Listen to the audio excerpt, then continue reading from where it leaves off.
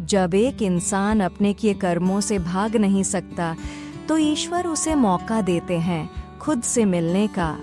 यह कहानी है कुंवर की, जिसने अपने ही कर्मों से अपनी तकदीर लिखी। सिंधवा बस दयालुता नहीं, वह अपने नौकरों से कठोरता से पेश आता, जानवरों को पीटता और गरीबों का मजाक उड़ाता था। उस गांव में रामलाल नाम का एक धनी जमींदार रहता था।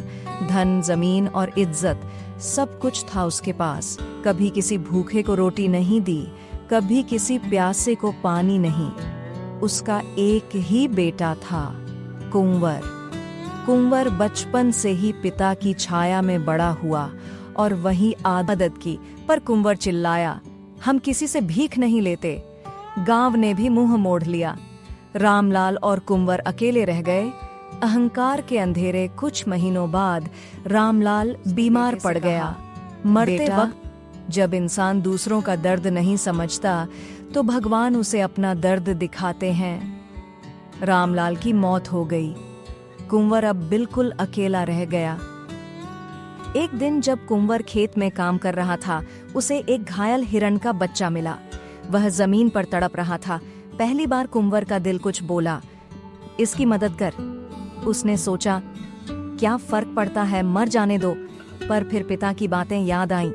उसने उसे उठाया, पानी पिलाया, घाव पर कपड़ा बांधा। पहली बार उसके दिल में दया ने दस्तक दी।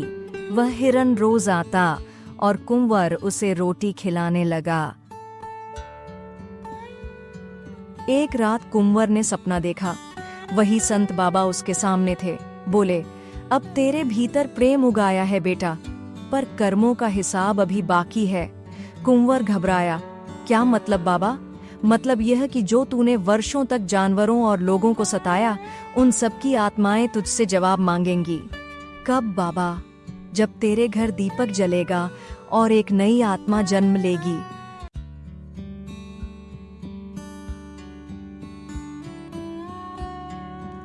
अगले वर्ष उसकी पत्नी ने फिर एक बच्चे को जन्म दिया, पर यह बच्चा अजीब था।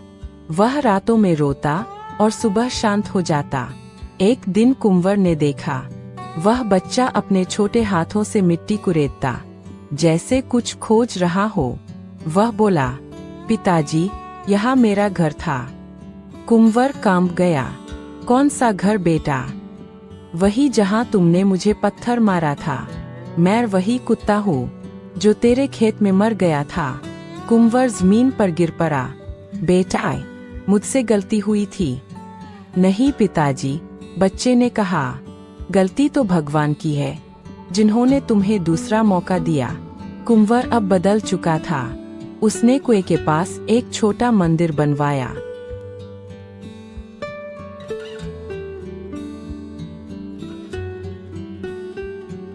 जहाँ हर रोज रोटी, दाल और पानी रखा जाता था।